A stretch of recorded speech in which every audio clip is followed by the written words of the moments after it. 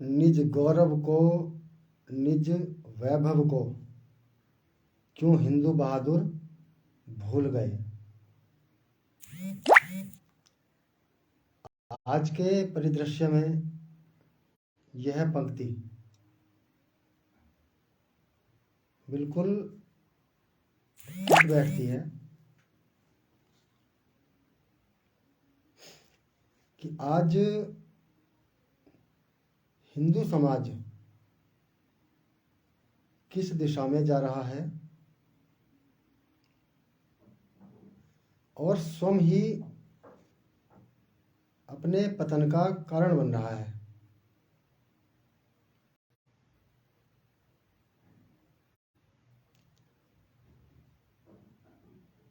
पैसे कमाने की अंधी दौड़ में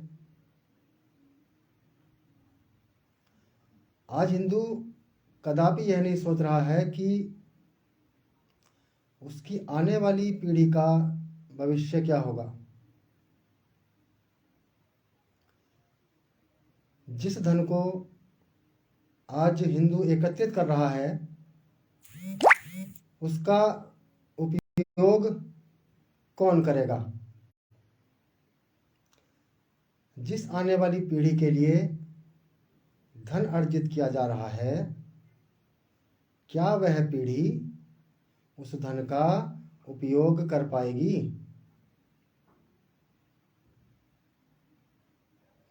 हिंदू समाज के पास इस छोटी सी बात को सोचने का समय नहीं है।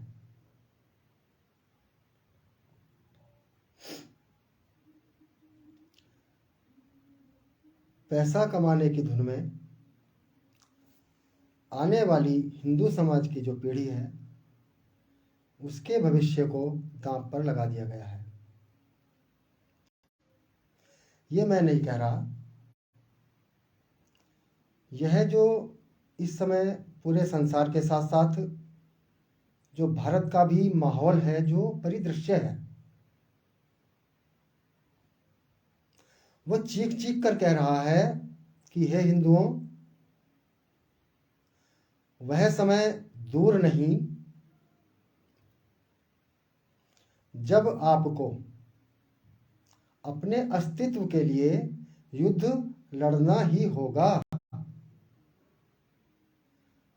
और इस युद्ध से भागने का कोई रास्ता आपके पास नहीं है।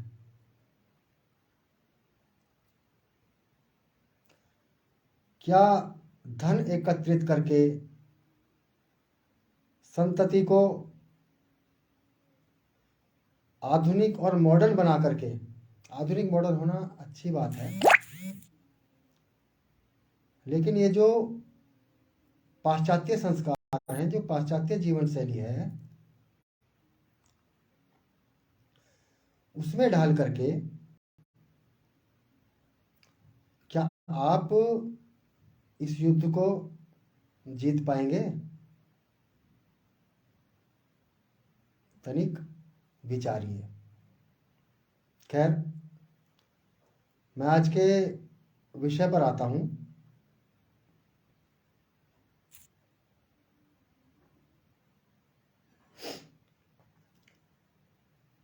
लगभग 1.5 वर्ष पहले शिया वक्फ बोर्ड के चेयरमैन, जिनका नाम है वसीम रिजवी, जिनका नाम था, और इतने बड़े बोर्ड के वो चेयरमैन थे, शिया वक्फ बोर्ड, यानी कि मुस्लिमों की, शिया मुस्लिमों की सबसे बड़ी संस्था के वो चेयरमैन थे। जिस समय राम जन्मभूमि आंदोलन चल रहा था,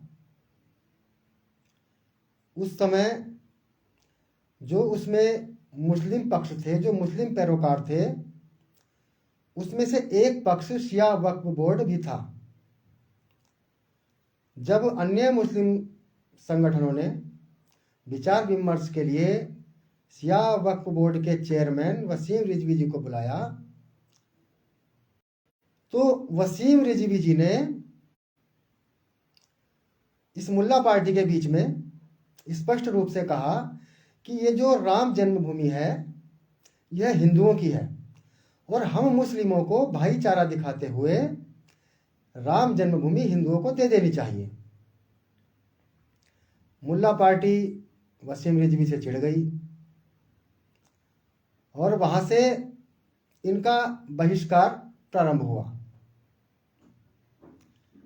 वसीम रिजवी जी ने इसके बाद श्री राम जन्मभूमि पर एक फिल्म बनाई।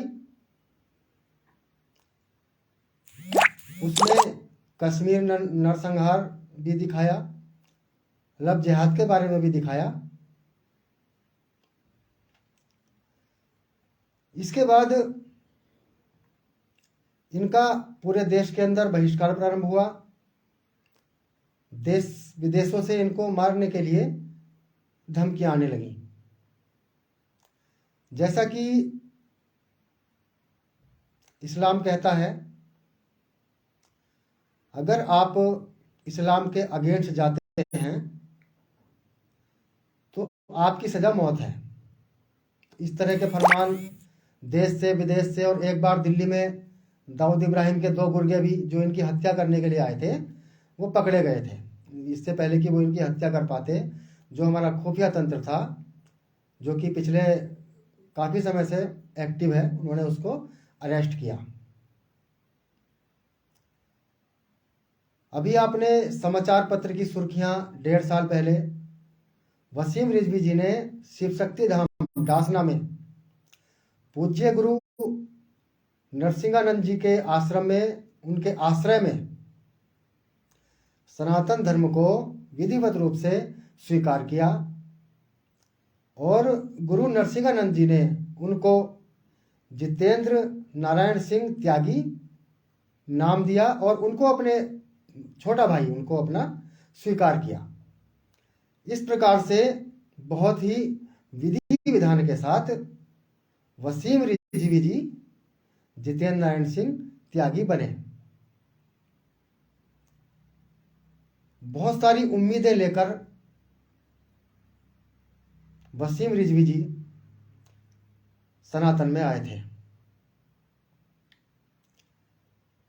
और उनके आने से उस समय पूरे विश्व के अंदर एक ऐसा माहौल क्रिएट हो गया था कि उनके आने से, क्योंकि एक वो बहुत बड़ी संस्था के बहुत बड़े पद पर रह चुके थे, शिया वक्फ बोर्ड के चेयरमैन थे, तो एक उम्मीद हम लोगों को जगी थी कि अब बहुत बड़ी तादाद में देश के अंदर और संसार भर के अंदर घर वापसी होने वाली है। जैसा कि वसीम रिजवी ने भी उस समय कहा था कि बहुत सारे हजारों की संख्या में लोग उनके संपर्क में थे जो उनके आने के बाद पुनः सनातन में वापसी करना चाहते थे। सनातन में वापसी के बाद कुछ ही दिनों के बाद हरिद्वार में एक धर्म संसद हुई थी, जिस धर्म संसद में 3 दिवसीय धर्म संसद थी। मैं भी उसमें उपस्थित था और मेरी भाई जितेंद्र नारायण त्यागी जी से लगभग 1.5 घंटे की मेरी उनसे वार्ता हुई थी। मैं उस क्षण को कभी नहीं भूल सकता। उस समय उनके मन के अंदर क्या भाव थे, ठीक उसी प्रकार के भाव थे जैसे किसी कैदी को की उम्र कैद की सजा अनायास खत्म हो जाए और उसको रिहा कर दिया जाए। उनसे मिलकर के हम सभी लोगों को बड़ी प्रसन्नता हुई थी और हमें लगा था कि अब इनके सनातन में आने के बाद बहुत बड़ा परिवर्तन समाज के अंदर आने वाला है। लेकिन हुआ इसके एकदम विपरीत। आप में से कुछ लोगों को पता होगा और कुछ को नहीं होगा। परसों वसीम रिजवी जी ने, जितेंद्र नारायण त्यागी जी ने सोशल मीडिया पर एक वीडियो अपलोड किया है। उस वीडियो में उन्होंने भारत के महामहिम राष्ट्रपति जी को एक पत्र लिखा है और इच्छा मृत्यु के लिए प्रार्थना की है। उन्होंने अपने वीडियो में कहा है कि सनातन में आने के बाद अब मैं बिल्कुल अकेला हो चुका हूं, मैं अनाथ हो चुका हूं, मैं दर दर भटक रहा हूं और मैं प्रत्येक दिन बीतने के साथ साथ आत्महत्या की ओर बढ़ता जा रहा हूं। इस प्रकार का वीडियो सोशल मीडिया में भाई जितेंद्र नारायण त्यागी जी ने अपलोड किया है। आप लोग गूगल करके देख सकते हैं या कहीं किसी न्यूज के माध्यम से आपको कहीं मिल जाएगा। बहरहाल यह सामग्री उपलब्ध है सोशल मीडिया सभी प्लेटफॉर्मों पर। 1.5 वर्ष के जब वसीम रिजवी जी मुस्लिम धर्म में थे और सिया वक्फ बोर्ड के चेयरमैन थे, वो पेशे से एक बहुत बड़े वकील भी हैं। उस समय उनकी तूती बोलती थी और बहुत सारा धन भी उनके पास था। उनके पास कोई कमी नहीं थी, बहुत अच्छा परिवार था, बहुत धन था, बहुत बड़ी संस्था के अध्यक्ष थे, बहुत ज्ञानी पुरुष थे, इस्लाम के हिसाब से बहुत जानकार थे।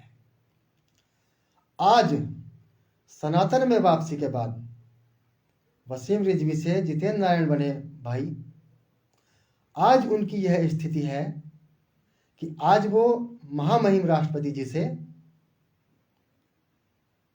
इच्छा मृत्यु की गुहार लगा रहे हैं। कारण क्या? एक व्यक्ति जो इतने बड़े दायित्व से अपनी जान को हथेली पर रख करके अपने मूल धर्म में वापस आता है, उसकी जिम्मेवारी, उसकी सुरक्षा की जिम्मेवारी हमारी बनती थी, हर हिंदू की बनती थी, हिंदू समाज की बनती थी। जितने हिंदूवादी संगठन देश के अंदर हैं, प्रत्येक संगठन की जिम्मेवारी बनती थी। जितने तथाकथित हिंदूवादी नेता हैं, प्रत्येक हिंदूवादी नेता की जिम्मेवारी बनती थी। हमने उनको अकेला छोड़ दिया। कब तक? बड़ी गंभीर बात कहने जा रहा हूं। विश्व के अंदर शांति लाने के लिए और देश के अंदर से लुप्त होते हिंदू समाज को बचाने के लिए हमारे पास सिर्फ एक ही रास्ता है, और वह रास्ता है कि जो हमारे भाई कालांतर में किसी कालखंड में मुगल काल में तलवार के जोर पर भटक गए, भटका दिए गए, जान के माल के डर से उन्होंने इस्लाम को स्वीकार किया। हमारा दायित्व बनता है कि हम में से प्रत्येक व्यक्ति विश्व के कल्याण के लिए, भारत की अस्मिता, भारत की अखंडता, भारत को बचाने के लिए, लुप्त होते हिंदू समाज को बचाने के लिए अपने जीवन में एक व्रत धारण करें, एक प्रण करें कि अपने जीवन काल में कम से कम 2 व्यक्तियों की घर वापसी करें। जब तक हम इस लक्ष्य को नहीं बनाएंगे तब तक कुछ नहीं होने वाला। एकमात्र यही विकल्प है।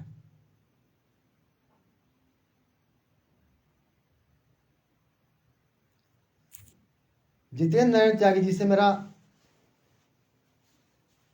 व्यक्तिगत 2-3 बार उसके बाद भी भेंट हुई है, मेरी फोन पर भी वार्ता हुई है। अभी 3 दिन से मेरी उनसे वार्ता नहीं हो पा रही है, उनका लगातार फोन स्विच ऑफ आ रहा है। लेकिन मैं समझ सकता हूं कि आज, जैसा कि उन्होंने अपनी वीडियो में कहा है कि मैं बहुत ज्यादा मानसिक तनाव में हूं और मैं कुछ भी कर सकता हूं। आज देश के अंदर हिंदूवादी सरकार है, उत्तर प्रदेश के अंदर हिंदूवादी सरकार है, और हमें किसी से हो या ना हो, लेकिन हमें योगी बाबा से बहुत उम्मीदें हैं।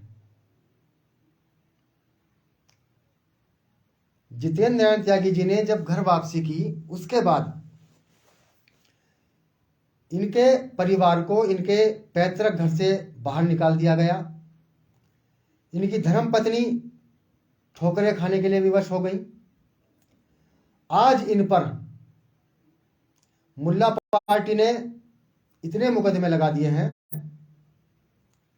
कि दिन ब दिन उन पर मुकदमे बढ़ते जा रहे हैं और दिन ब दिन वो पुनः जेल की सलाखों के पीछे भेजे जाने का इंतजाम मुल्ला पार्टी के द्वारा लगातार उनको किया जा रहा है। हमें शर्म आनी चाहिए। हमें प्रत्येक हिंदू को शर्म आनी चाहिए, प्रत्येक हिंदूवादी संगठन को शर्म आनी चाहिए, प्रत्येक वो हिंदू संगठन, वो हिंदू नेता जो 1% भी अगर हिंदू समाज के लिए कार्य कर रहा है तो आज उसको ये प्रण लेना होगा कि जितेंद्र नारायण त्यागी जी जैसे व्यक्ति की सुरक्षा और उनको संजो कर रखना हम सबका दायित्व है। उसमें मैं भी आता हूं, आप सब भी आते हैं। मेरे भाइयों, मेरी बहनों, बहुत गंभीर विषय है। हम इस सप्ताह के भीतर एक अभियान चलाएं। हम अपने अपने क्षेत्रों से उत्तर प्रदेश के माननीय मुख्यमंत्री योगी आदित्यनाथ जी को उनकी सुरक्षा के लिए एक ज्ञापन भेजें।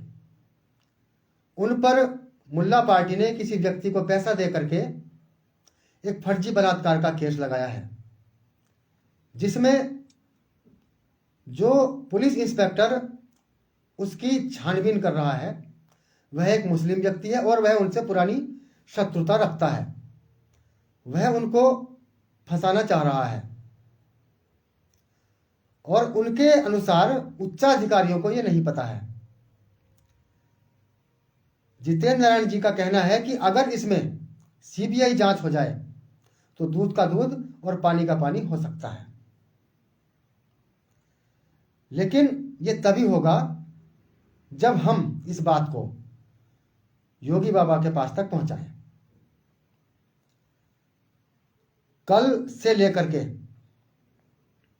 अगर आप वाकई हिंदू हैं, हिंदू समाज के लिए कुछ करना चाहते हैं, आप वाकई हिंदू संगठन हैं, आप वाकई में हिंदू कार्यकर्ता हैं, हिंदू नेता हैं, तो कल से अपने अपने क्षेत्र में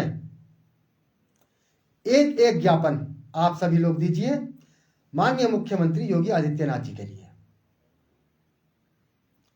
वसीम रिजवी की सुरक्षा के लिए, जितेंद्र नारायण त्यागी जी के जो फर्जी मुकदमे हैं उनकी सीबीआई जांच के लिए। ये हम सभी लोग अपने अपने क्षेत्र से मांग करें और ये हमें करना ही होगा। अगर हम इतना भी नहीं कर सकते तो फिर हमारा, मैं नहीं समझता कि हम हिंदू समाज के लिए कार्य कर रहे हैं। हम लोग हिंदू समाज के लिए इतना कष्ट सह करके कार्य करते हैं, हमें अपना घर छोड़ना पड़ता है। हमें ये हिंदू समाज के लिए कार्य करना कतई भी आसान नहीं है। यहाँ पर हमें समाज की गालियां मिलती हैं अपने ही लोगों से जो सेकुलर नहीं, मैं इनको सिकुलर कहूंगा, सिकुलर। ये सबसे बड़ा दुश्मन समाज है हमारा। हम इनकी गाली खा करके भी कार्य करते हैं, अपनी जान की परवाह किए बिना हम लोग कार्य करते हैं। तो हमारे ऊपर जो जिम्मेवारी है हमें उससे भागना नहीं है, हमें ये अभियान चलाना है।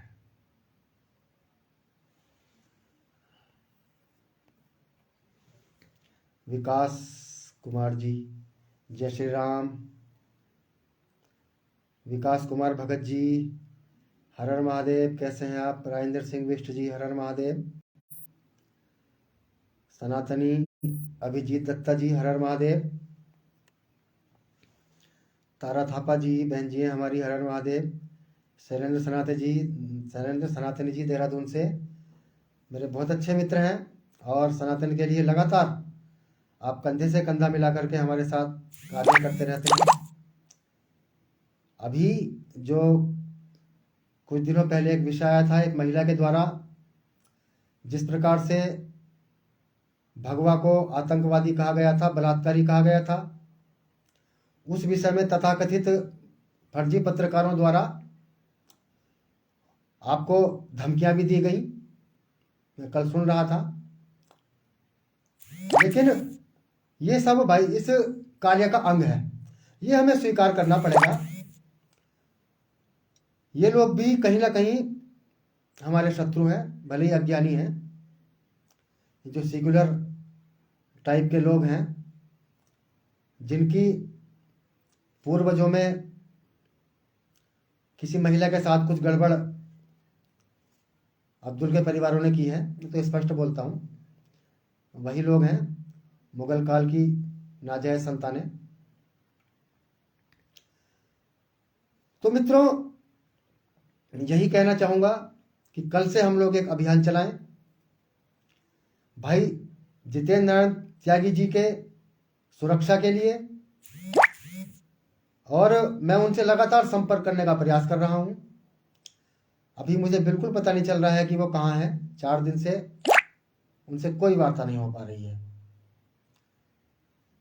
तो हम लोग अपने अपने क्षेत्रों से विज्ञापन अभियान चलाएंगे। बेला नेगी जी, हर हर महादेव।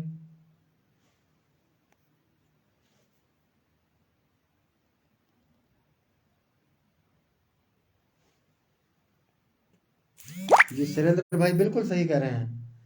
अब हमें वाकई में करने का समय है, हमें करना ही होगा। हमारे पास और कोई रास्ता नहीं है।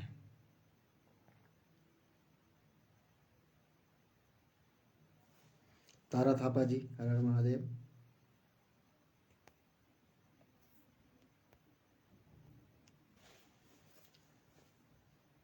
तो मित्रों, इसी के साथ अब आपसे विदा चाहूंगा। कल मैं भी एक ज्ञापन कोटद्वार उप जिलाधिकारी जी के माध्यम से योगी आदित्यनाथ जी को दूंगा। आप भी अपने अपने क्षेत्रों में, हमें शीघ्र से शीघ्र इस बात को योगी बाबा तक पहुंचाना है। कल इस विषय पर हम और एक अन्य बहुत ही गंभीर विषय पर कल रात्रि 9 बजे पुनः वार्ता करेंगे। तब तक के लिए हर हर महादेव, हर हर महादेव, हर हर महादेव।